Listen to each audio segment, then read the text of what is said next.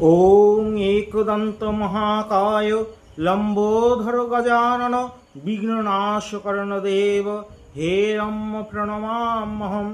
ওং গং গণপতায়ে নম।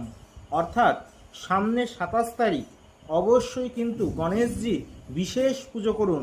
গণেশজিকে যে কোনো লাল ফল অবশ্যই অর্পণ করুন এবং তার সঙ্গে করবী ফুলের মালা এবং 8টা গোলাপ ফুলের মালা কিছুটা দুর্ব সহযোগে গণেশজিকে অর্পণ করুন।